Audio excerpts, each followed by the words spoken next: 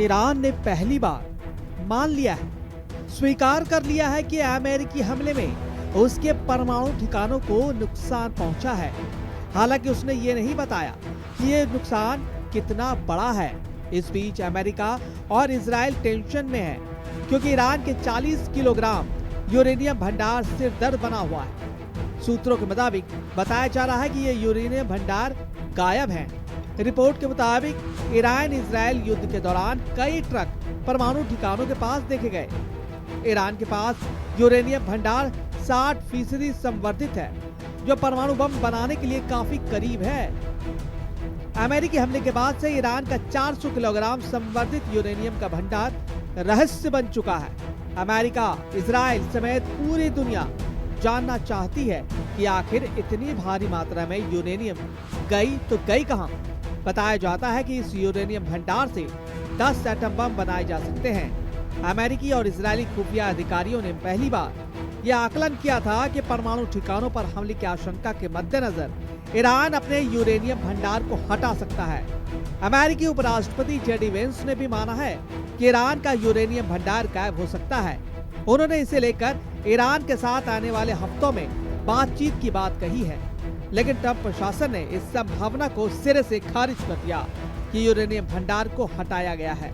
Trump ने भंडार हटाने के दावों को बताया गलत। डोनाल्ड ट्रंप ने social media platform truth social पर एक पोस्ट में बताया कि फोर्डो परमाणु ठिकाने पर बमबारी से भंडार पूरी तरह से तबाह हो गया या फिर दब गया। उन्होंने तर्क दिया कि यह बहुत लंबा, बहुत खतरनाक, बहुत भारी और ट्रांसफर करने में मुश्किल होगा। व्हाइट हाउस की प्रेस सेक्रेटरी कैरोलिन लेविट ने कहा कि अमेरिकी खुफिया एजेंसी ईरानी परमाणु स्थलों पर कड़ी नजर रख रही है और अमेरिका को इस बात का कोई संकेत नहीं मिला कि हमले से पहले संवर्धित यूरेनियम को कहीं और ले जाया गया। अमेरिकी खुफिया एजेंसी भी असमंजस में है। न्यूयॉर्क टाइम्स ने भी मामले की जानकारी रखने वाले लोगों के हवाले से बताया कि खुफिया एजेंसियां अभी ठोस नतीजे पर नहीं पहुंची है कि ईरान के पास कितना भंडार सुरक्षित है। सीनेट की गोपनीय ब्रीफिंग के बाद ट्रंप की अपनी रिपब्लिकन पार्टी के सांसदों ने जोर दिया कि भंडार को जब्त करना या सुरक्षित रखना अमेरिकी सैन्य मिशन का हिस्सा नहीं था। दक्षिण कैरोलिना के रिपब्लिकन सांसद लिंडसे ग्राहम ने कहा कि मुझे नहीं पता कि 400 किलोग्राम यूरेनियम कहां है, लेकिन यह निर्धारित लक्ष्य का हिस्सा नहीं था। इस बात को लेकर भी संशय की स्थिति है कि ईरान का मूल भंडार असल में कहां था। ट्रंप ने कहा कि फोर्डो में था, जबकि दूसरों ने सुझाव दिया कि कुछ नतांज में था।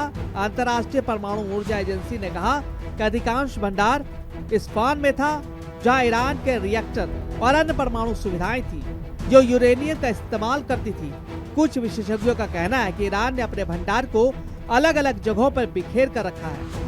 आईएईए के महानिदेशक राफेल ग्रेसी ने बताया कि ईरानियों ने यूरेनियम भंडार को इतने छोटे कंटेनरों में रखा था कि इसे कार के ट्रंक में रखा जा सकता था। इस्फहान पर अमेरिकी हमले से पहले के दिनों में बाहरों से प्रयोगशाला में कुछ लाने और बाहर ले जाने के सबूत मिले थे। आईएईए के अधिकारियों का कहना है कि 60% यूरेनियम का भंडार ईरान की सबसे कीमती राष्ट्रीय संपत्ति थी। ऐसे में कोई सामान्य बुद्धि वाला भी इसे किसी एक जगह पर छोड़ने के बारे में नहीं सोचेगा।